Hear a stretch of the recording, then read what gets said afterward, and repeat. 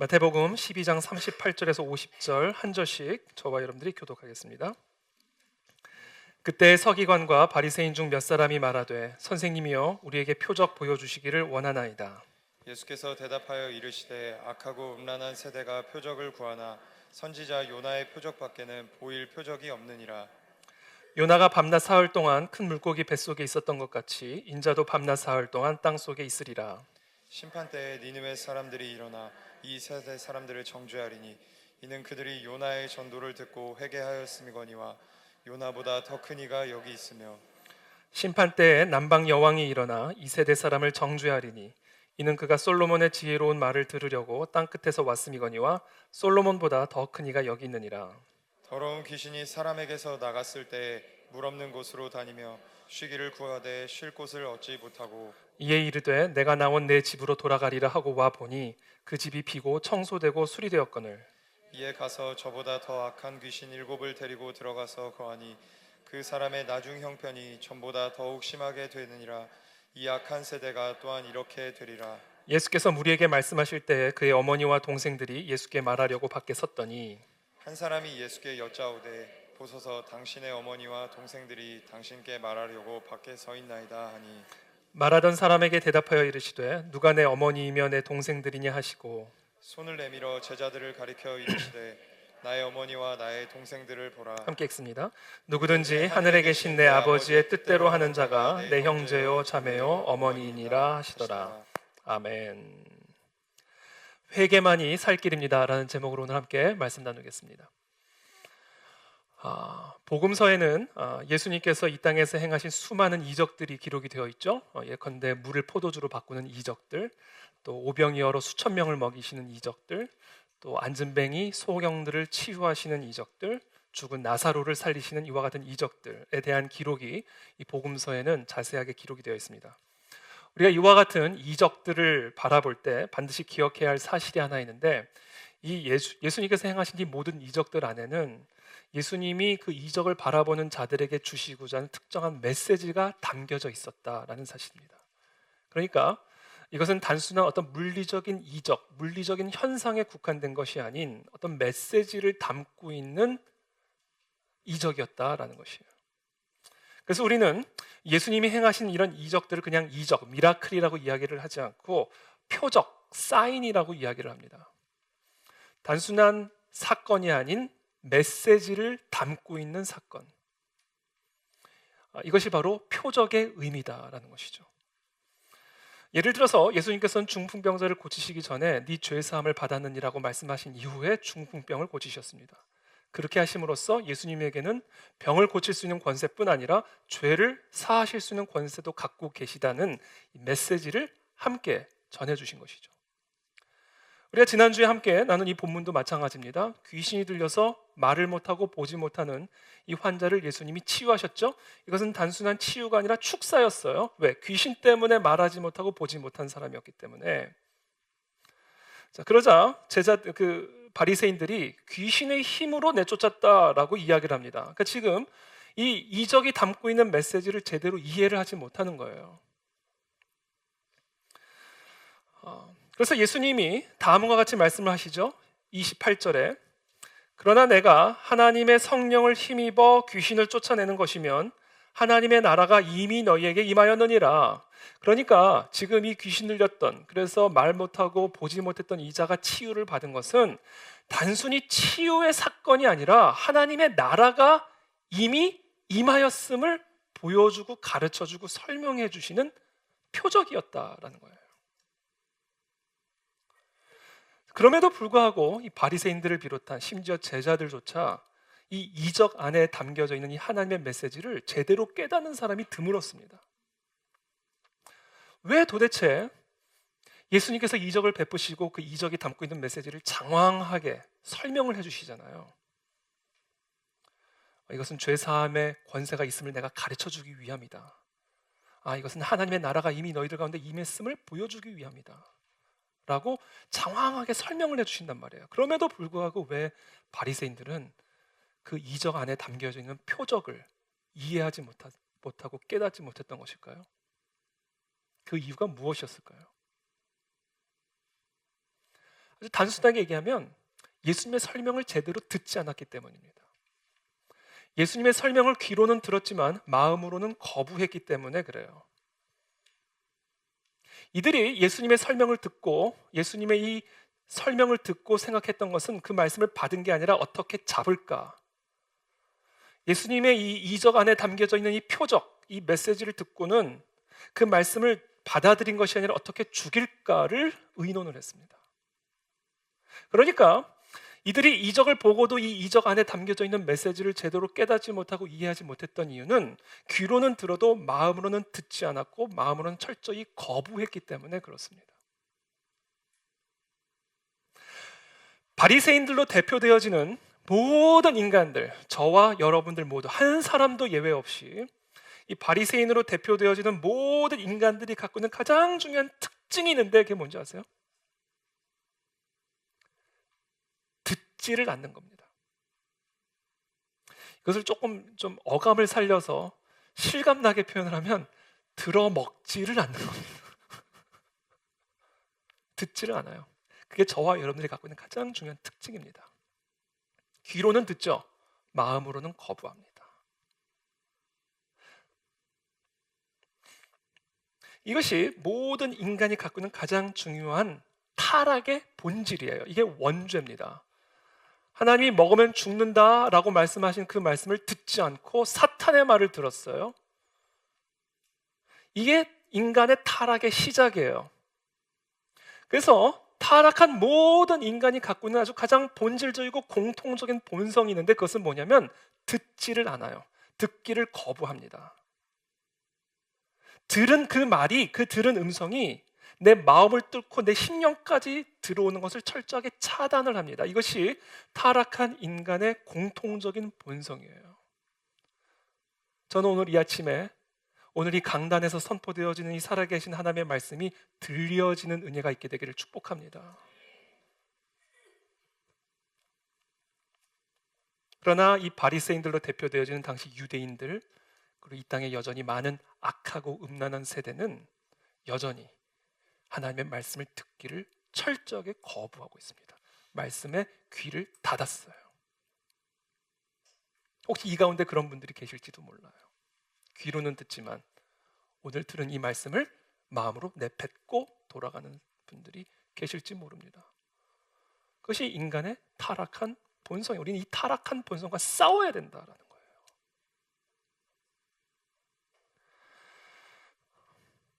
예레미야 7장의 말씀입니다. 오직 내가 이것을 그들에게 명령하여 이르기를 너희는 내 목소리를 들으라. 우리 교회 날로 발전하고 있죠? 너희 조상들이 애굽 땅에서 나온 날부터 오늘까지 너희 조상들이 애굽 땅에서 나온 날부터 오늘까지 내가 내 종 선지자들을 너희에게 보내되 끊임없이 보내었으나 너희가 나에게 순종하지 아니하며 귀를 기울이지 아니하고. 이게 여러분 바리새인들로 대표되어지는 모든 인간의 가장 중요한 특징이고 타락의 본성이에요. 듣지를 않아요. 하나님이 말씀을 하시지 않아서가 아니에요. 끊임없이 보내시는데 끊임없이 듣지 않는 게 인간의 본성입니다. 한 나라 안에 모세가 배출되었고요. 이사야와 에스겔과 예레미야가 배출된 나라예요. 오늘 이 주일 설교 게스트 스피커가 이태희가 아니라 이사야라고 한번 상상해 보세요. 근데 그 이사야의 설교를 듣기를 거부했었다라는 거예요, 여러분. 예레미야의 설교를 듣기를 거부한 민족입니다. 한 나라 안에 이 위대한 선지자들이 한 나라 안에 있는데 하나같이 끊임없이 하나님이 보내신 이 선지자들을 거부하고 듣기를 거부했던 민족이 바로 이 유대 민족이요 바리새인들로 대표되어지는 우리들이다라는 거예요.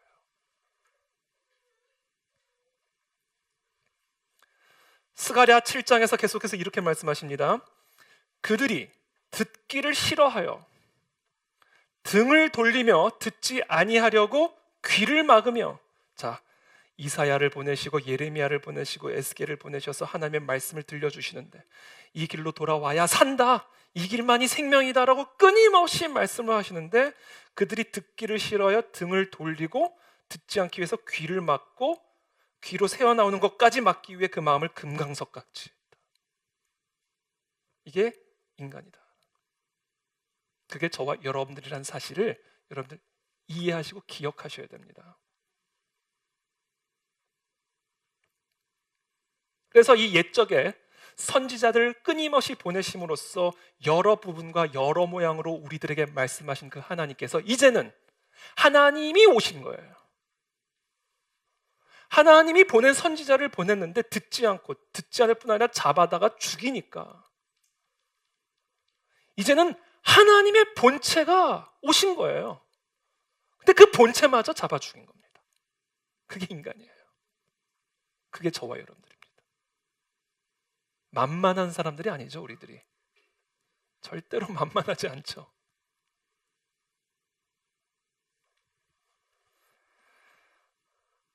인간이 갖고 있는 이 부패성, 타락, 본질, 문제의 본질은 듣지 않는 것에 있어요. 말을 해도 듣지를 않습니다. 이 하나님의 말씀을 듣지 않는 자에게는 그것이 선지자를 통해서 대언되어지는 말씀이든 아니면 하나님이 직접 오셔서 하나님이 직접 하시는 말씀이든 인간은 듣지를 않아요. 이 듣지 않는 인간에게는 100개의 기적이 무효합니다. 여러분, 바리새인들과 서기관들의 문제가 뭐였는지 아세요? 자꾸 보여달라고만 얘기하는 거예요. 듣지는 않고. 믿음은 바라보면서 나오는 것이 아니라 들음에서 나오는 것인데 끊임없이 보여만 달라고 이야기를 하는 겁니다. 이게 바리새인의 문제예요. 그때에 오늘 본문입니다. 서기관과 바리새인 중 몇 사람이 말하되 선생님이여 우리에게 표적 보여주시기를 원하나이다. 여러분, 이 그때가 언제예요? 지금 예수님이 귀신 들린 자를 치유하시고 그래서 이 귀신 들린 자를 치유하시고 다시 말하고 보기 시작한 그때예요. 근데 그것을 보고 다시 서기관과 바리새인 중 몇 사람이 말하되 우리에게 표적 보여주시기를 원하나이다. 제가 솔직히 이 말씀 묵상하면서 이런 생각을, 이 사람들 미친 거 아니야? 미친 거 아니야? 아니 이런 표적을 보고 바로 그 자리에서 또 표적을 보여달라고?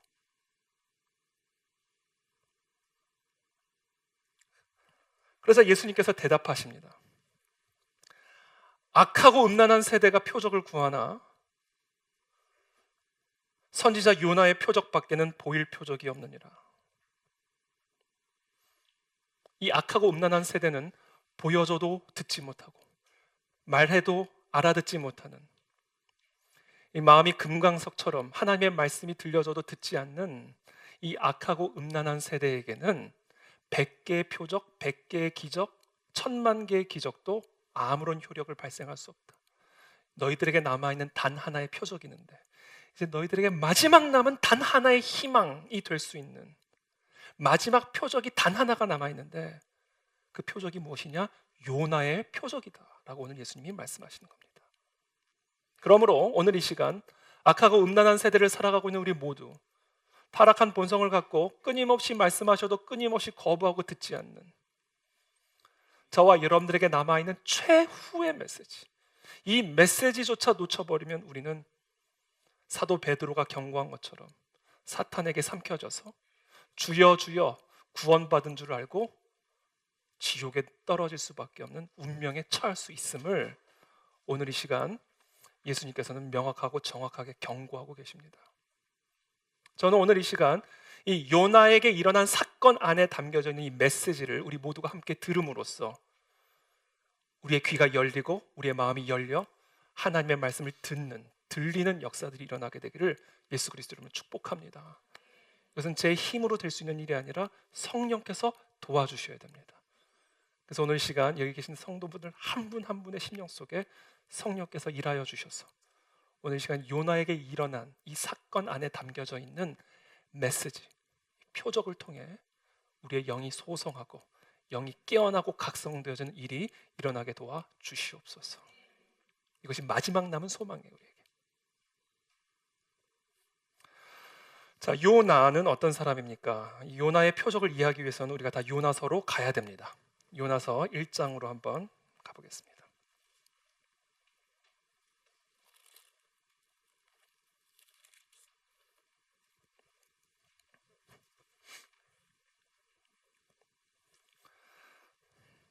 이 요나에게 일어난 이 사건을 통해서 우리에게 주시는 메시지, 이 메시지를 오늘 우리가 들어야 됩니다. 첫 번째, 이 요나서는 이렇게 시작이 되죠. 요나서 1장 1절에 여호와의 말씀이 아미떼의 아들 요나에게 임하니라. 여호와의 말씀이 임하심으로 시작이 됩니다. 자, 너는 일어나 저 큰 성읍 니느웨로 가서 그것을 향하여 외치라. 그 악독이 내 앞에 상달되었음이니라 하시니라는 여호와의 말씀이 선지자에게 임한 거예요. 그런데 이 말씀을 들은 요나가 어떻게 반응을 했는지 보십시오. 너는 일어나 저 큰 성읍 니느웨로 가서 그것을 향하여 외치라. 그리고는 그러므로가 아니에요. 그래서가 아니에요. 그러나입니다. 그러나 요나가 여호와의 얼굴을 피하려고 일어나 다시스로 도망하려 하여 욥바로 내려갔더니 마침 다시스로 가는 배를 만난지라. 여호와의 얼굴을 피하여 그들과 함께 다시스로 가려고 뱃삭을 주고 배에 올랐더라. 이게 요나의 표적입니다. 첫 번째, 우리가 들어야 할 요나의 메시지. 하나님의 말씀을 본능적으로 거부하는 타락한 본성을 가진 인간들이다. 그게 저와 여러분들이다라는 거예요. 그게 우리가 들어야 할 첫 번째 메시지입니다. 대단하죠? 선지자인데 하나님의 말씀을 거부해요. 최악의 선지자입니다. 선지서에 기록된 최악의 선지자예요. 아니, 하나님의 말씀을 대언해야 할 자가 하나님의 말씀을 거부하는 거예요. 그게 인간이다. 이 사명은 요나의 귀에 듣기에 요나가 합리적으로 따지기에 말이 되지 않는다고 생각한 거예요. 이치에 맞지 않는다고 생각한 거예요. 당시 니느웨는 어떤 나라입니까? 가장 포악한 제국이었어요. 이스라엘을 끊임없이 괴롭혔던 아주 포악한 제국이었습니다. 근데 하나님이 요나를 그런 나라로 보내시는 거예요. 아니, 그것도 여러분, 선지자들은 다 이방인으로 보낸 적이 없어요. 다 이스라엘로 보내졌죠. 요나의 선배들은 다 이스라엘로 보내졌는데 왜 나만 이방인이냐? 그것도 니느웨냐? 이 요나가 생각할 때 이것은 이치에 맞지 않는 일이다라고 생각했던 거예요. 게다가 지금 하나님의 심판이 임박한 저 니느웨에게 가서 회개를 외치라고? 저 나라가 망해야 우리가 편안해질 텐데. 게다가 지금 그 니느웨에 가서 회개를 외치라고 하는 것은 마치 1941년에 베를린에 가서 유대인 랍비가 나치와 히틀러에게 회개를 촉구하는 것과 동일한 일입니다. 그러니까 요나가 이 하나님의 말씀이 임하는 그 순간 합리적으로 따져서 이것은 이치에 맞지 않는 일이다. 이것은 우리 나라에게 유익하지도 않을 뿐더러 나 자신의 안위에게도 해로운 일이다라고 판단했을 거예요. 그래서 이 요나는 하나님의 말씀을 듣고는 하나님의 말씀과는 정반대를 향하여 갑니다. 동쪽으로 가랬더니 서쪽으로 가고, 육지로 가랬더니 배를 타고, 세상의 중심인 니느웨로 가랬더니 세상의 변방 끝으로 가고, 하나님의 말씀과는 정반대의 길로 가고 있는 거예요. 이것이 저와 여러분들이 들어야 할 요나의 표적 첫 번째 메시지입니다. 인간은 본능적으로 하나님의 말씀을 거스르는 타락한 본성을 갖고 있다. 그 이유가 뭘까? 왜 인간은 하나님의 말씀을 이렇게 본능적으로 거부를 할까? 창세기 3장 5절에 보면 사탄이 아담과 하와를 이렇게 유혹을 하는 장면이 기록이 되어 있습니다. 너희가 그것을 먹는 날에는 너희 눈이 밝아져 하나님과 같이 되어 선악을 알 줄 하나님이 아시니라. 여러분, 이 지금 교묘한 이 사단의 속임수에는 여러 가지가 복합적으로 들어가 있는데, 일단 첫 번째는요, 아담과 하와로 하여금 하나님의 선하심을 의심하게끔 만들었어요. 그것을 먹으면 유익한 것인데 그것을 먹지 못하게 하시는 하나님. 그러니 지금 이 사탄의 말을 듣고 하나님을 바라봤을 때는 이미 이 하나님에 대한 관점이 왜곡이 된 거예요. 하나님은 나에게 가장 좋은 것을 주시는 분이 아니야. 내가 이걸 먹으면 하나님처럼 돼서 나도 하나님처럼 선하고 악한 것을 판단할 수 있는데 그것을 막으셨어. 하나님의 선하심을 의심하게끔 만든 거예요. 그래서 그 태초 이래로 모든 인간 안에는 하나님에 대한 이와 같은 왜곡된 관점을 갖고 있습니다. 나에게 가장 선한 것은 내가 아는 거야. 내게 가장 유익한 것은 내가 알 수 있어. 하나님의 명령은 나에게 해로울 거야 라는, 얼핏 들면 말도 안 되는 것처럼 생각되어지지만 이것이 우리 모든 인간이 갖고 있는 하나님의 말씀에 대한 관점이에요. 그래서요, 이건 저도 경험을 해봤지만 저와 여러분들 안에 이상한 믿음이 있어요. 하나님의 말씀대로 갔다가는 망할 것 같은 믿음이 있습니다. 우리 모두 안에 있는 믿음이에요. 하나님의 뜻대로 순종했다가는 사람들에게 무시당할 것 같은 믿음이 있습니다. 하나님의 뜻에 순종했다가는 갖고 있던 거 다 날릴 것 같고 가난해질 것 같은, 힘도 없어지고 사람들에게 짓밟힐 것 같은, 세상의 찢기처럼 되어져 버릴 것 같은 그런 불안함이 있어요. 여러분, 이 불안함이 어디서 나왔는지 아세요? 태초에 마귀가 우리의 조상들에게 불어넣으셨던 그 바로 죄성에서부터 나오는 겁니다. 우리는 그 사탄의 소리와 싸워야 돼요. 하나님의 말씀대로 순종하는데 왜 망합니까? 속임수죠. 그러니까 내 눈에 보기에 좋고 내 마음에 지혜롭게 할 만큼 탐스럽다라는 느낌이 와야 이것이 내게 유익한 길이라는 믿음을 갖게 돼버린 거예요. 이것이 모든 인간이 갖고 있는 타락한 본성이에요. 제가 몇 차례 간증해서 제가 말씀드렸잖아요. 저보고 선교 훈련 가라고 하와이를 보내시는데 저는 정말, 제가 10대 후반에 갔으니까 하와이에, 전 정말 죽음의 길이었어요. 그 길이. 나를 지금 이 창창한 나이에 하와이에 선교 훈련을 보내신다는 것은 보나마나 내 인생 끝장이다. 목사 아니면 선교사다. 볼 것도 없다. 완전한 절망으로 그 비행기를 탔어요. 그 좋은 하와이를 가는데. 그 이후부터 줄곧 제 안은 강력한 믿음이 있었어요. 내 인생은 망했다. 내 삶은 끝장났구나. 진짜예요. 농담이 아니라. 그래서 내 삶의 주도권을 완전히 하나님께 내어드리면 전 진짜 망하는 줄 알았어요. 망하는 줄 알았어요. 왜냐하면 내가 내 삶의 주도권을 가지고 있어야 행복하고 유익할 거라고는 이 본성을 우리 모두가 갖고 있기 때문에 그래요. 태초부터 그런 거예요. 태초부터. 우리는 그 본성과 싸워야 돼요. 그래야 들을 수 있어요.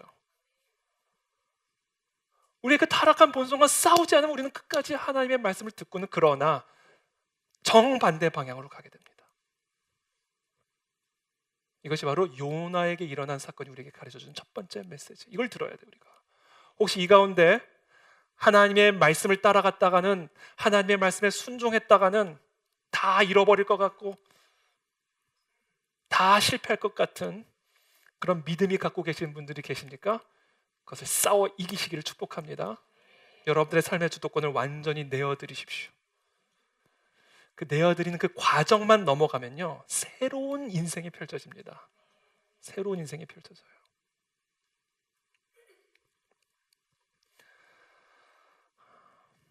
두 번째, 오늘 이 요나의 표적이 우리에게 가르쳐주는 메시지가 있어요. 요나에게 일어난 사건이 우리가 반드시 들어야 할 메시지가 있는데, 두 번째 메시지가 있는데, 그 메시지는 뭐냐면, 모든 죄는 반드시, 모든 거역에는 하나님의 음성에 귀를 기울이지 않고 끝까지 하나님의 말씀에 불순종하는 모든 자에게는 반드시 필연적으로 폭풍이 따라온다. 반드시, 예외가 없이. 요나서 1장 4절을 한번 보십시오. 여호와께서 큰 바람을 바다 위에 내리심에 바다 가운데 큰 폭풍이 일어나 배가 거의 깨지게 된지라. 이 일의 지금 주어가 누굽니까? 여호와께서입니다. 여호와께서 큰 바람을 내셨다. 여기서 큰 바람을 바다 위에 내리심에, 이 내리심에로 번역된 히브리어 단어는요, 사울이 다윗을 죽이기 위해서 창을 내리 꽂았을 때 사용했던 바로 그 히브리어 단어입니다.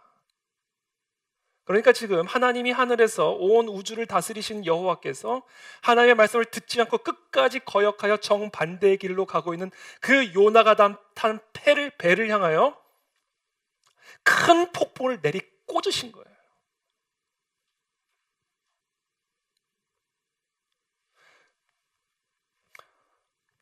만군의 여호와께서 이와 같이 말씀하시되, 예레미야서 29장의 말씀입니다. 만군의 여호와께서 이와 같이 말씀하시되, 보라, 내가 칼과 기근과 전염병을 그들에게 보내어 내리꽂는다라는 거예요. 그들에게 상하여 먹을 수 없는 몹쓸 무화과 같게 하겠고, 내가 칼과 기근과 전염병으로 그들을 뒤따라간다라는 거예요. 그들을 세계 여러 나라 가운데 흩어 학대를 당하게 할 것이며, 내가 그들을 쫓아낸 나라들 가운데서 저주와 경악과 조소와 수모의 대상이 되게 하리라. 언제요? 하나님의 말씀에 순종할 때가 아니라 그 말씀을 거부할 때. 여호와의 말씀이니라. 최종적이다라는 것, 최종적인 말씀이다라는 겁니다. 너희들이 내 말을 듣지 않았기 때문이니라. 내가 내 종 선지자들을 너희들에게 꾸준히 보냈으나 너희는 그들의 말을 듣지 않았느니라. 여호와의 말씀이니라. 여러분, 이 요나에게 일어난 이 사건 안에 담겨져 있는 표적, 메시지, 우리가 반드시 들어야 할 마지막 최후의 메시지. 끊임없이 하나님의 말씀을 거절하고 거부하여 내 생각에 합리적인, 내 이치에 맞는 내 삶의 주도권을 쥐고 끊임없이 다시스를 향해 배를 타고 나아가는 저와 여러분에게 주시는 마지막 최후의 메시지. 죄에는 반드시 폭풍이 따라올 것이다. 이 말씀을 들으라 하는 겁니다. 여러분, 죄 가운데 계십니까? 지금 하나님의 말씀을 거부하고 계십니까? 하나님의 말씀이 지금 들려오는데도 듣지 않으시는 분들이 계십니까? 폭풍이 뒤따라갈 겁니다. 폭풍이. 이건 제 얘기가 아니라 여호와의 말씀입니다. 물론 우리 삶에 일어나는 모든 고난과 환난이 우리의 죄 때문에 일어나는 것은 아니에요. 그것은 욥기의 가르침입니다. 욥은 가장 의로운 자였지만 고난의 폭풍이 내리꽂혀집니다. 그것은 욥기의 죄 때문이 아니에요. 그러므로 성경적 가르침은 우리 삶에 일어나는 모든 어려움과 고난들이 죄의 심판이요 형벌이라고 생각해서는 안 됩니다. 그러나 모든 죄는 반드시 폭풍을 만나게 되어 있습니다. 모든 폭풍이 죄 때문인 것은 아니지만 모든 죄는 반드시 폭풍을 만나게 되어 있습니다. 하나님의 가르침이에요. 잠언서에 보면 또 이런 말씀이 있어요. 제가 한번 읽어드릴게요. 마음이 교만한 사람은, 이건 어떤 사람이에요? 듣지 않는 사람이에요. 마음이 교만한 사람은 절대로 하나님의 말씀을 듣지 않습니다. 왜? 내가 하나님인데, 내가 스스로 내 삶의 주도권을 쥐고 있기 때문에, 내게 유익한 것이 무엇인지는 내가 알고 있기 때문에 하나님을 듣지 않죠. 그러므로 이 마음이 교만한 사람은 하나님을 듣지 않는 사람이에요. 근데 이런 사람을 하나님이 싫어하신대요. 하나님이 싫어하신대요, 그 사람을.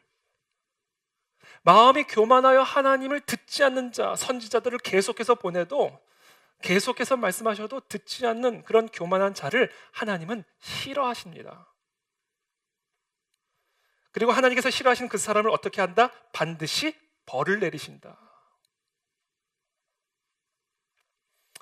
잠언 21장엔 이런 말씀이 있어요. 악인의 폭력은 자신을 멸망으로 이끄니 그가 바르게 살기를 거부하기 때문이다. 여러분, 이 잠언의 가르침을 보면요, 한 축에서는 우리가 하나님의 음성을 듣지 않고 거역을 하면, 불순종을 계속해서 지속적으로 하게 되면 하나님이 그 사람을 미워하셔서 심판하시는 이와 같은 가르침이 있는 반면에, 또 다른 측면에서는 자신이 거역한 그 죄 자체가 그 사람을 심판하는 겁니다. 이게 성경의 가르침이에요. 마치 우리 어린아이가 불에 손을 대면 엄마가 혼을 내죠. 그와 동시에 그 불 자체가 그 사람을 다치게 만드는 거예요. 민수기 32장에 보면 더 무서운 말씀, 전 이 말씀을 읽으면서 살벌했어요. 너희 죄가 반드시 너희를 찾아낼 줄을 알라. 너가 지은 그 죄가 너가 어디를 들어가 숨어있든 찾아낸다. 다 드러난다.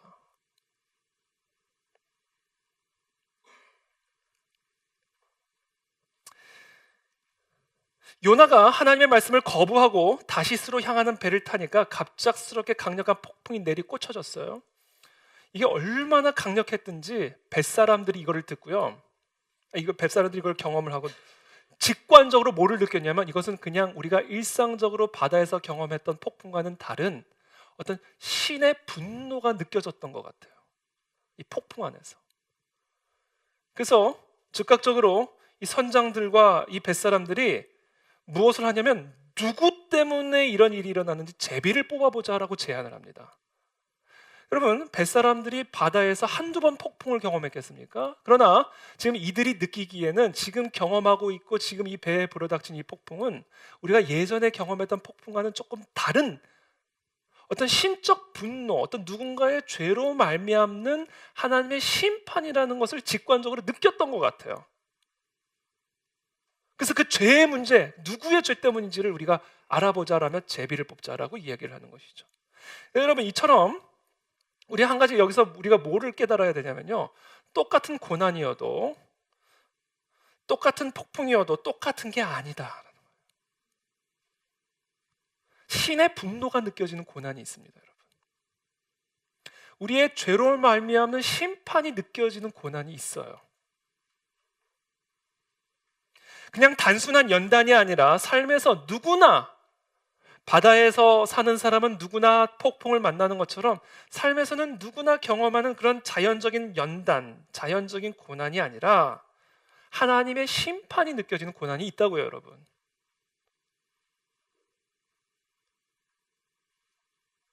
근데 여러분, 재미있는 사실은 배에 탄 모든 사람들이 지금 그걸 느끼고 있는데 정작 요나는 뭐 하고 있어요? 배 밑으로 들어가서 잠을 자고 있었어요. 여기서 우리는 무엇을 배울 수 있냐면 죄는 폭풍우를 일으킬 뿐 아니라 폭풍 잠을 일으킨다는 사실을 배울 수가 있습니다. 죄의 가장 무서운 점이 뭔지 아세요? 죄에 대해 무감각하게 만드는 일입니다. 죄 가운데 있으면서도 죄 가운데 있음을 느끼지 못하게 만드는 것, 그것이 죄의 가장 무서운 점이에요. 자신의 죄 때문에 하나님의 폭풍우가 불어닥쳤는데 정작 그 죄인은 폭풍 잠에 빠져 지금 자기가 지옥의 문 앞에 서 있는 것조차 알지 못하고 있었어요. 여러분, 바로 이것을 베드로는 사탄에 삼켜진 상태로 표현을 한 거예요. 이 사탄에 삼켜져 있는 상태라는 것은 죄의 삼킴을 받은 상태임을 의미하는 겁니다. 한번 사람이 이렇게 죄의 삼킴을 당하게 되면 그 죄로 말미암는 하나님의 폭풍 앞에서 곤히 자게 된다. 죄에 대한 각성이 없이 고운한 잠에 빠져버리게 된다라는 거예요.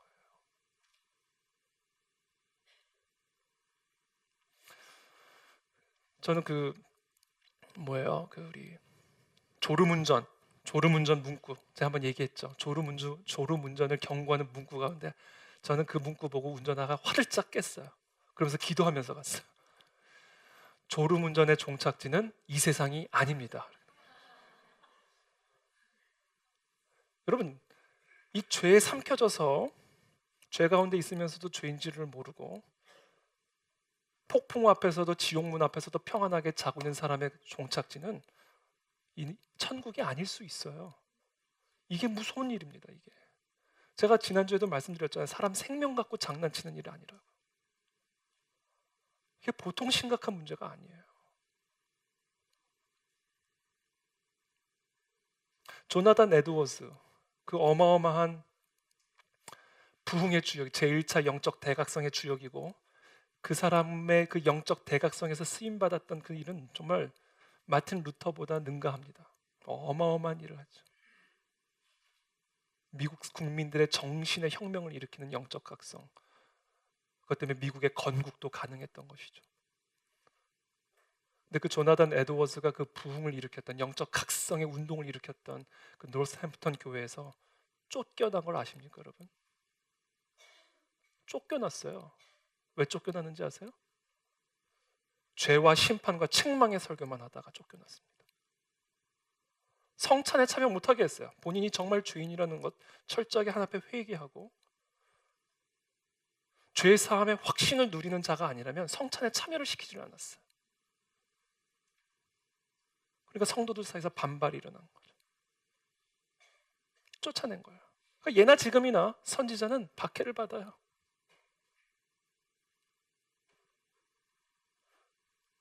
왠지 아세요? 죄 가운데 있는 자들은 자신이 죄 가운데 있는 사실을 모르기 때문에 죄인 취급받는 걸 매우 싫어합니다. 매우 기분 나쁘게 생각해요. 그래서 죄를 설교하고 심판을 설교하고 책망을 설교하면 즉각적인 반격이 나오는 것이죠. 오늘 교회 강단에서 가장 인기 없는 주제가 뭐예요? 죄입니다. 문화 다원주의, 모든 문화는 윤리적으로 동등하다. 다른 문화가 있을 뿐 틀린 문화는 없다. 도덕적 상대주의, 우리 모두가 반드시 따라야 할 삶의 기본적인 질서와 원칙이 있는 것이 아니다. 무엇이 옳고 그른지는 각자가 정하면 되는 것이다. 그리고 우리는 그것을 다 존중해줘야 된다. 이와 같은 세계관과 이와 같은 문화가 다스리는 세상 속에서 죄를 선포하는 것은 매우 무례한 일이 되는 것이고 매우 공격적인 일이 되는 것이죠. 그런 세상 속에 교회가 있다 보니 또 그러한 세상 속에서 살아가는 성도들을 대하다 보니 자연스럽게 강단에서 죄를 정확하게 내리꽂는 설교를 하지 못하게 되는 거예요. 그래서 어떤 현상들이 일어나요? 죄를 다 심리의 문제로 회피시켜 버립니다. 죄를 다 정신적인 문제로 회피를 시켜버리고요. 제도적인 문제, 경제적인 문제, 성장 배경의 문제로 다 죄를 돌려버려요. 죄를 정확하게 내리꼽지를 못하는 거예요.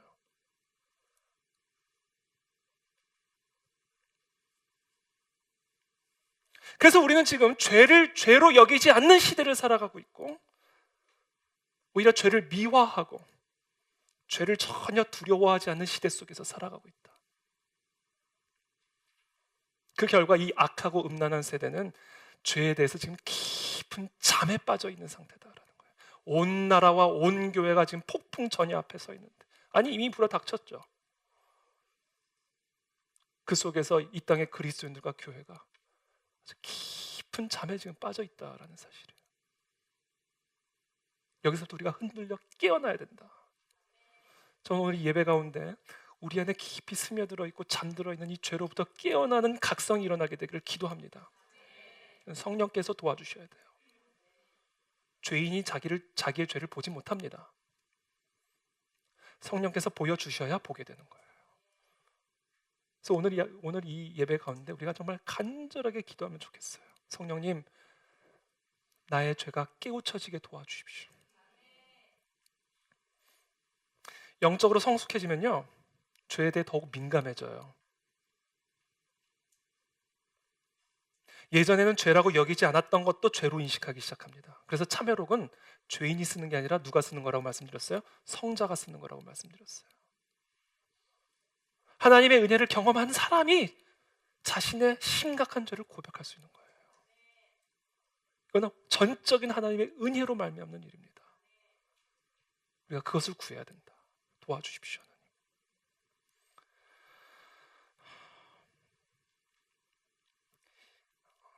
어떻게 예수님을 보고 바알세불, 귀신의 힘으로 저희를 한다라는 말을 할 수 있었을까?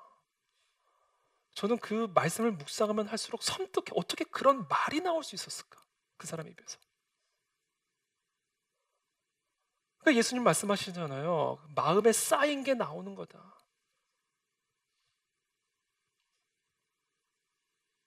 아니 어떻게 저런 말을 저렇게 할 수 있지? 저런 교만한 말, 저런 더러운 말, 저런 정죄하는 말, 저런 상처 주는 말, 저런 음란한 말을 어떻게 저렇게 태연하게 할 수 있지? 바리새인이 그랬어요. 바리새인. 어떻게 저런 오물들을 마음에 쌓아놓고 그 말들을 하며 저렇게 살아갈 수가 있지? 이게 바리새인의 모습이었어요. 그러니까 감각이 없는 거예요. 지금 감각이.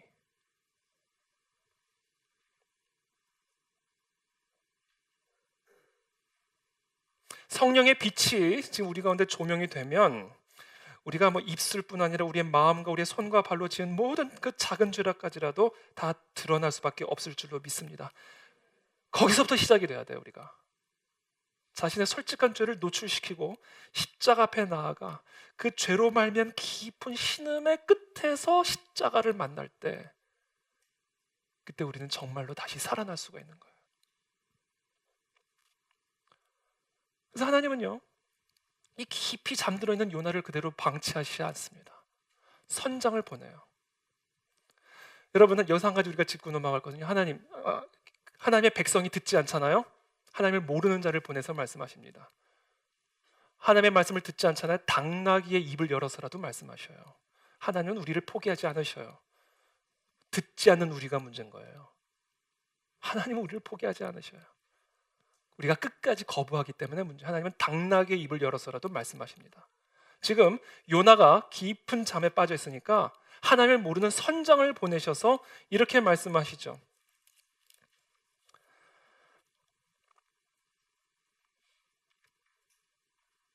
6절에,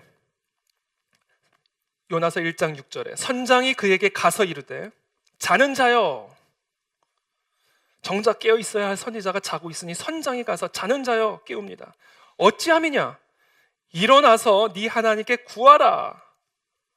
여러분, 여기서 지금 이 일어나서 구하라, 이 말씀 히브리어 원어가요, 1장 2절에서 너는 일어나 저 큰 성읍 니느웨로 가서 그것을 향하여 외치라, 일어나 외치라 라는 이 히브리어 원어와 동일한 단어를 지금 선장이 동일하게 요나에게 하고 있는 겁니다. 그러니까 요나가 조금이라도 깨어있는 사람이라면 지금 이 선장의 말을 통해서 일어나 구하라 라는 이 말씀을 듣는 순간 자신이 거부하고 거역하고 떠났던 그 하나님의 말씀을 기억했어야 됩니다.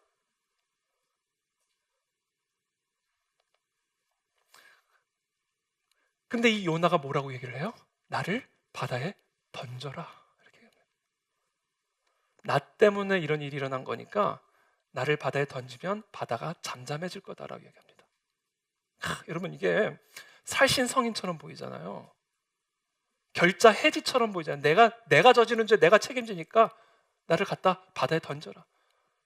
여러분, 이 말씀에서 여러분 감동받으시면 안 돼요. 지금 이 요나 한 얘기가 무슨 얘기인지, 그냥 나를 죽여라 입니다. 내가 죽어도 니느웨는 못 간다. 그러니까 나를 바다에 던져라. 보통 아니죠. 그냥 차라리 죽이라는 거예요. 죽이라.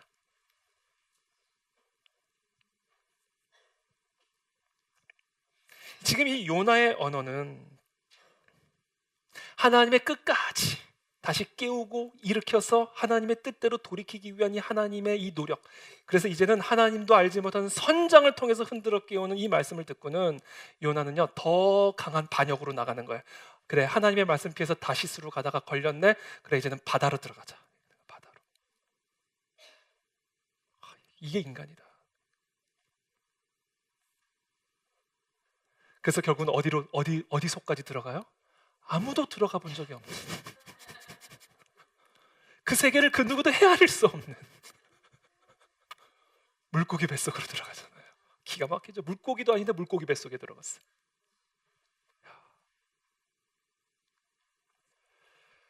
근데 여기에 하나님의 은혜가 있어요.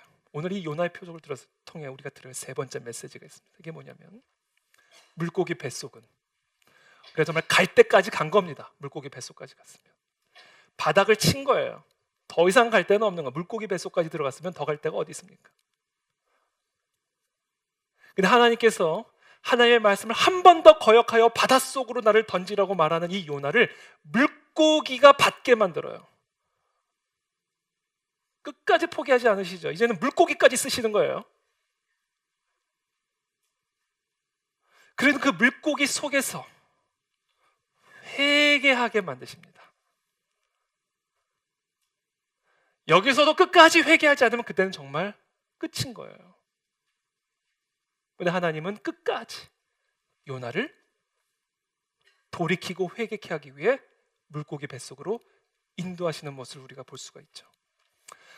자, 오늘 이 시간 우리들 가운데 지금 이 요나의 모습처럼 지금 평생 지금까지 끊임없이 하나님의 말씀을 들려주셨지만 그 말씀을 거부하여 다시스로 갔다가 배 밑으로까지 내려갔다가 이제는 바다 밑으로까지 들어가 물고기 뱃속으로까지 들어가 있는 완벽한 절망과 고난에 갇혀 계신 분들이 계신다면 저와 여러분들이 오늘 이 아침에 기억해야 할 진리가 하나 있습니다. 들어야 할 표적이 있어요. 그게 뭐냐면 바로 그 자리가 하나님의 은혜가 임하시는 회개의 자리이시다는 것을 믿으시기를 축복합니다. 지금 하나님이 여러분들을 그 물고기 뱃속으로 인도하신 이유는 단 하나입니다. 회개케 하기 위함입니다. 여러분들의 입에서 회개가 나오기를 원하시는 거예요. 물고기의 뱃속은 회개가 일어나는 자리예요. 그리고 회개가 일어나야만 하는 자리입니다. 저와 여러분들이 고난을 만나게 되면요, 그 안에 어떠한 선함이 있다라는 것을 우리가 인식 못합니다. 물고기 뱃속에 무슨 선한 게 있겠어요? 우리가 당장 만난 이 폭풍과 당장 만난 이 고난은 우리로 하여금 완전히 두려움과 절망에 사로잡히게 만들어요. 그러나 오늘 우리가 반드시 기억해야 할 요나의 메시지는 그 고난 깊은 곳, 더 이상 내려갈 수도 없는 그 인생의 바닥에서 하나님은 우리로 하여금 회개케 하시고 그것에서 다시 시작하기를 원하신다라는 사실을 믿으시기를 축복합니다. 제가 수영을 좀 합니다. 별명이 물개였는데 제가 수영을 배울 때 뭐를 배웠냐면 바닥이 새롭게 시작되는 자리라는 것을 배웠어요. 어정쩡하게 어렸을 때니까 초등학교 때 키가 작잖아요. 그러니까 어렸을 때 어정쩡하게 물에 잠겨버리면요 큰일 납니다. 허우적거리면. 그때 수영 선생님이 저한테 이렇게 얘기했어요. 만약에 물속에서 힘이 빠져 허우적거리게 되면 물 밑으로 내려가 바닥을 치고 올라오라는 거예요. 그래서 여러분, 바닥에는 새로운 시작을 가능케 하는 힘이 있어요. 그것이 하나님이 요나를 어정쩡하게 배 밑이 아니라 어정쩡하게 바다 속이 아니라 그냥 바다의 바닥까지로 내려간 거예요. 그래서 거기서 회개 기도를 통하여 요나의 인생 가운데 새로운 출발과 시작을 원하시는 겁니다.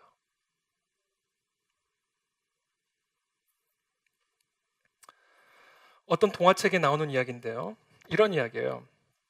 깊은 숲속 외딴 오두막에 아주 사악한 마녀가 살고 있었어요.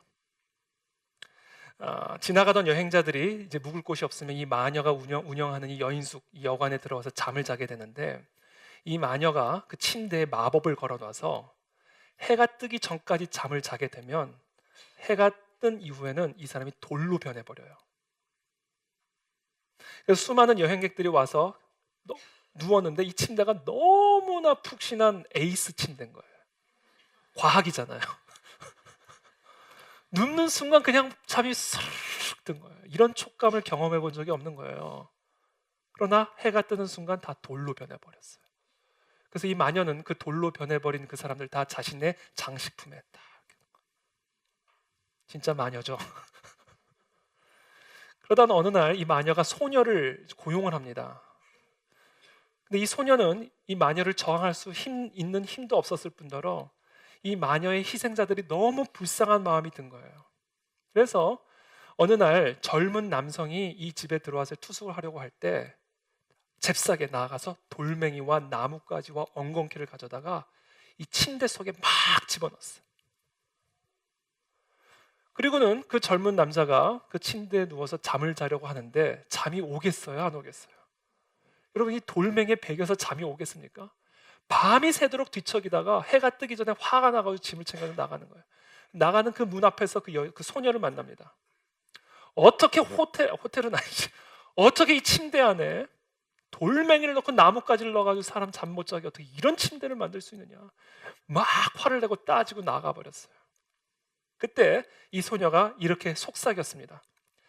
당신이 느낀 불편함은 편안한 잠을 대가로 당신이 빠져들었을 무한히 심각한 비참함에 비하면 아무것도 아니랍니다. 그건 내 사랑의 나뭇가지와 돌멩이였습니다. 이게 지금 요나가 경험하는 물고기 뱃속이에요. 물고기 뱃속에서 잠을 잘 수 있겠습니까? 그 물고기가 먹은 그 생선의 가시에 찔려서 잠이 왔겠냐고요.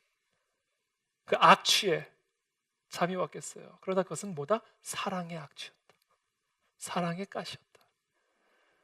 사람이 이와 같은 악취와 가시와 돌멩이로 몸의 배김을 경험하는 이 고통을 경험하지 않고는 가질 수 없는 믿음이 있어요, 여러분. 이것을 경험하지 않고는 경험할 수 없는 회개가 있습니다. 제 삶을 봐도 진짜 회개는 고통 속에서 나오더라고요. 고난 속에서. 하나님은 죄 가운데 있으면서도 잠에 깊이 빠져있는 저와 여러분을 깨워 회개함으로 다시 살아나게 하여 새로운 시작을 하기 위해 아주 의도적으로 물고기 뱃속에 집어넣으십니다. 그리고 그곳에서 우리의 죄를 직면하게 하십니다. 그리고 하나님 앞에 통곡하며 애통하며 죄를 이 죄로 말미암아 나는 이 비참한 운명 속에서 진멸당하고 심판당할 수밖에 없는 이 비참함을 깨닫게 하셔서 이 심판으로부터 구원받을 수 있는 유일한 수단은 예수 그리스도의 십자가 외에는 없음을 깊이 자각하게 만드셔요. 여러분, 정말 이 죄에 대한 각성이 일어나면요, 어쩔 줄을 모릅니다. 이 죄를 어찌할꼬, 이 고백이 나와요. 이 수치, 이 악, 그리고 몸서림이 처지는 역사들이 일어나게 됩니다. 그리고는 깨닫게 돼, 이것은 어떤 것으로도 해결될 수 없는 죄다. 예수 그리스도의 십자가, 나의 죄를 대속하신 하나님의 아들의 보혈이 아니고서는 이 죄로 말미암는 나의 수치와 이 고통과 이 절망과 낭만과 이 비참함은 해결될 수 있는 다른 길이 없다라는 것을 깊이 자각하게 됩니다. 여기서부터 우리는 다시 새롭게 시작할 수가 있는 거예요. 이게 바로 물고기 뱃속에서 일어났던 역사다. 저는 그와 같은 은혜의 역사가 지금 저와 여러분들이 처한 물고기 뱃속에서 일어나게 될 것을 믿습니다. 그런 일들이 일어나게 되기를 기도합니다. 이 물고기 뱃속에서 하나님이 회복하시는 것이 있어요. 첫 번째, 기도를 회복하십니다. 기도하지 않던 사람이 기도하기 시작해요. 건강한 사람이 갑자기 심각한 병에 걸려 보세요. 기도하러 나옵니다. 30년 전, 40년 전 떠났던 그 교회로 다시 돌아오게 돼요. 고통은요, 우리로 하여금 기도의 자리에 나가게 만들어요. 물고기 뱃속에 들어가니 17절부터 읽을게요. 요나서 1장 17절. 여호와께서 이미 큰 물고기를 예비하사 요나를 삼키게 하셨으므로 요나가 밤낮 3일을 물고기 뱃속에 있으니라. 그러자 요나가 물고기 뱃속에서 그의 하나님 여호와께 기도하여. 진작 좀 하지. 그게 안 되는 거예요, 사람이. 뱃속에서는 잠을 자는데 물고기 뱃속으로 들어가야 기도가 나오는 겁니다. 이게 기도의 원리예요. 인간의 타락한 본성 때문에 그런 거예요. 말을 해서 들으면 좋은데, 뱃속에서 또 얘기를 했으면 들었으면 좋은데, 물고기 뱃속에 들어가야 들리는 겁니다, 인간이. 여호와께 기도하여 이르되 2절에 내가 받는 고난으로 말미암아 여호와께 불러 아뢰었더니. 무엇 때문에요? 고난 때문에 불렀다. 고난. 그러니까 이 고난이 우리로 하여금 하나님께 나아가게 만드는 거예요. 이게 그래서 이 고난 안에 담겨져 있는 이 하나님의 사랑입니다. 이게 사랑의 돌멩이, 사랑의 나뭇가지. 지금 당장은 보이지 않을 수 있어요. 그러나 그것을 여러분 믿으시기를 축복합니다. 이걸 들어야 된다라는 걸 들어야 된다. 이 요나의 표적이 우리가 반드시 들어야 해요. 근데 여러분, 그냥 기도로는 안 돼요. 이 인생의 바닥에서 그냥 이 고난으로 말미암는 기도만으로는 안 돼요. 어떤 기도가 터져 나와야 되냐면 반드시 회개의 기도가 나와야 됩니다. 지금 이 요나의 기도는요, 2절부터 보면 다 고난에 대한 넋두리예요. 못 살겠다는 거예요. 고통스러워서. 나 좀 살려달라는 겁니다. 온갖 문학적 미사여구들을 다 동원합니다. 자신의 이 고통을 표현하기 위해서. 스올의 뱃속에서 부르짖었더니 그 와중에 이런 문학적인 감각들을. 3절에 주께서 나를 깊음 속 바다 가운데 던지셨으므로 큰 물이 나를 둘렀고 주의 파도와 큰 물결이 다 내 위에 넘쳤나이다. 내가 말하기를 4절에 내가 주의 목전에서 쫓겨났을지라도 다시 주의 성전을 바라보겠다 하였나이다. 물이 나를 영혼까지 둘러싸우며 깊음이 나를 에워싸고 바다 풀이 내 머리를 감쌌나이다. 내가 산의 뿌리까지 내려갔사오며 땅이 그 빗장으로 나를 오래도록 막았사오나. 그러니까 지금 이 기도가 살아났어요. 아주 좋은 사인이긴 합니다. 그러나 이것 가지고는 물고기 뱃속에서 못 나갑니다. 지금 이 요나의 기도, 한계가 있는데 이게 뭐냐면요, 회개가 없어요. 고난에 대한 넋두리만 있어요. 못 살겠다는 거예요. 고통스럽다는 겁니다. 그냥 좀 살려달라는 기도뿐이에요. 그러나 회개는 없어요. 하나님, 이 고난만 지나게 해주시면 제가 이것도 하고 저것도 하고 이것도 드리고 저것도 충성할게요. 그래도 회개만큼은 없어요.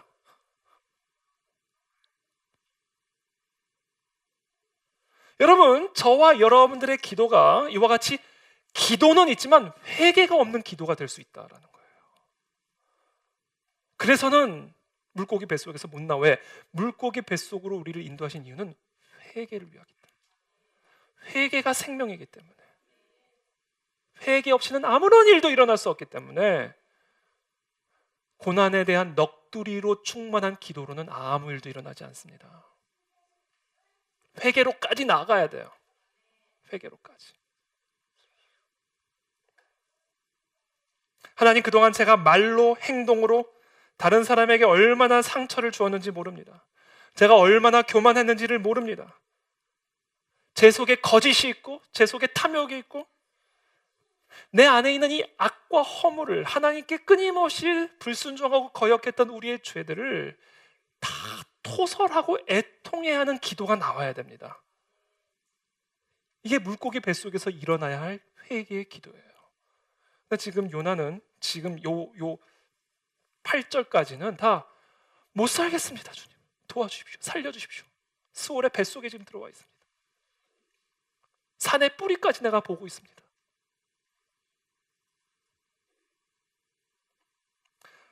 기억하십시오. 폭풍 속에서, 물고기 뱃속에서 우리는 후회가 아니라 회개를 해야 합니다.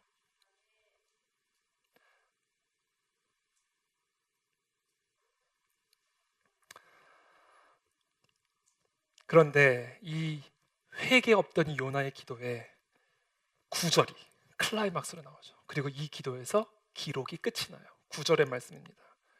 함께 읽어볼까요? 9절 말씀 시작. 나는 감사하는 목소리로 주께 제사를 드리며 나의 서원을 주께 갚겠나이다. 구원은 여호와께 속하였나이다 하니라. 이 기도입니다.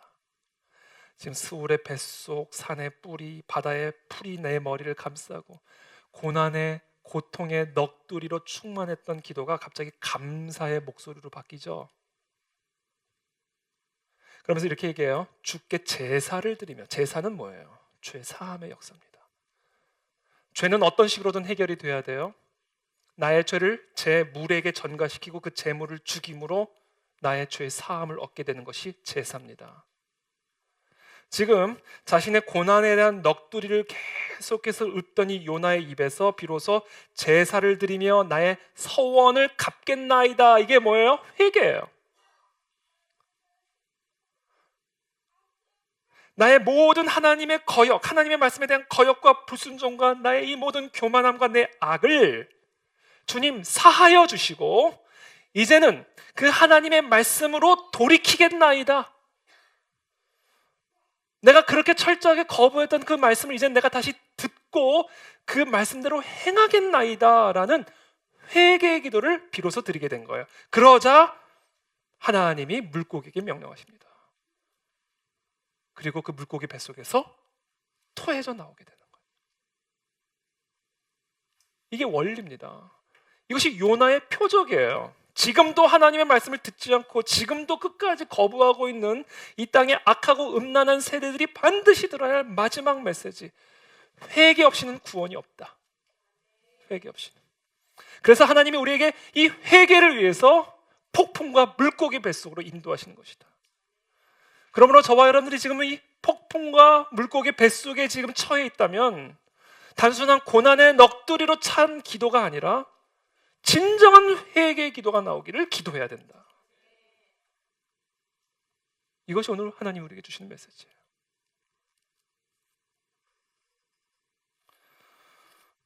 이제는 마태복음으로 다시 돌아갑니다. 이게 지금 요나의 표적이에요. 그러면서 예수님이 40절부터 이렇게 얘기하시죠. 요나가 자, 요나의 표적밖에는 보일 표적이 없느니라. 그러면서 이제 40절에 이렇게 말씀하세요. 요나가 밤낮 사흘 동안 큰 물고기 뱃속에 있었던 것 같이 인자도 밤낮 사흘 동안 땅 속에 있으리라. 회개를 통한 죄 사함입니다. 그렇죠? 그게 요나의 표적이에요. 그러면서 41절에 이 요나의 표적을 설명하신 다음엔 다음과 같은 경고의 말씀을 드립니다. 심판 때에 니느웨 사람들이 일어나 이 세대 사람을 정죄하리니 이는 그들이 요나의 전도를 듣고 회개하였음이거니와 요나보다 더 큰 이가 여기 있으며. 자, 요나의 말을 듣고는, 이 요나의 이 외침을 듣고는 이 니느웨 사람들이 즉각적으로 그 앞에 무릎을 꿇고 굵은 베옷을 입고 왕부터 심지어 동물들까지 굵은 베옷을 입고 금식하며 회개했다. 자, 요나의 말을 듣고도 그런 회개가 일어났는데 지금 너는 하나님의 본체이신 예수 그리스도의 말을 듣고도 듣지 않고 있다. 그러므로 심판 때에 내가 너희를 정죄할 것이 아니라 니느웨 사람들이 일어나서 너희들을 정죄할 거다라는 거. 소망이 없다는 얘기예요. 이제는.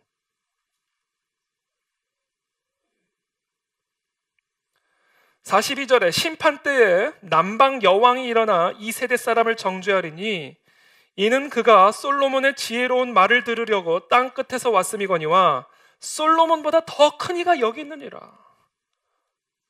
저 멀리는 남방 여왕이 솔로몬의 입술을 통해서 선포되어지는 그 하나님의 지혜로운 말씀을 듣기 위해서 그 모든 국정을 다 내려놓고 그 모든 여왕으로서의 바쁜 일정을 다 내려놓고 그 먼 거리를 솔로몬의 입을 통해서 들려온 그 하나님의 지혜의 말씀을 듣기 위해 달려왔는데 너희들은 그 하나님의 본체가 와서 너희들에게 말을 해도 듣지 않으니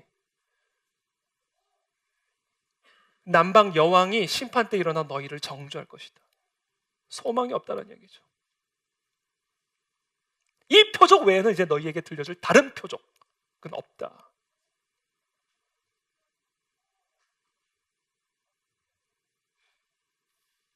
그러면서 43절에 갑자기 비유의 말씀을 하십니다. 더러운 귀신이 사람에게서 나갔을 때에 물 없는 곳으로 다니며 쉬기를 구하되 쉴 곳을 얻지 못하고 이에 이르되 내가 나온 내 집으로 돌아가리라 하고 와 보니 그 집이 비고 청소되고 수리되었거늘 이에 가서 저보다 더 악한 귀신 7을 데리고 들어가서 거하니 그 사람의 나중 형편이 전보다 더욱 심하게 되느니라. 이 악한 세대가 또한 이렇게 되리라. 아주 비참한 운명을 확정적으로 예언하고 계시죠.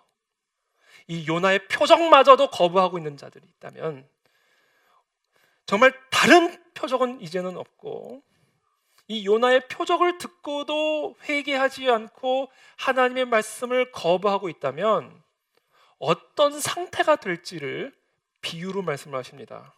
더러운 귀신이 집에서 나가는데, 그러니까 집이 아니라 어떤 사람에게서 나갔는데 막 다니다가 마땅히 쉴 만한 데가 없는 거예요.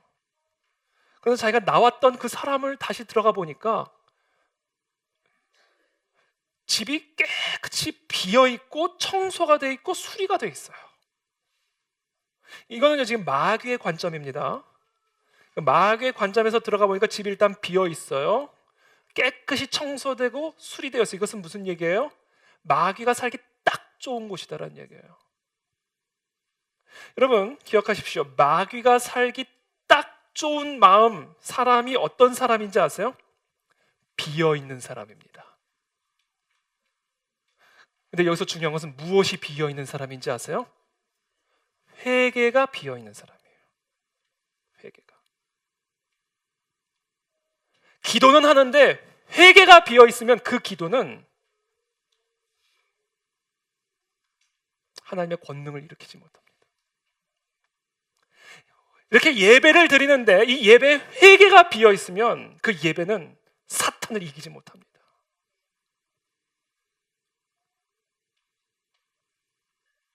우리의 이 교회 안에 악기도 있고 가구도 있고 성도들도 많은데 그 교회 안에 회개가 비어 있으면 그 집안에는 사탄이 언제든지 들락날락거릴 수 있는 그러한 비어 있고 수리되어 있고 청소된 집이 될 수 있다.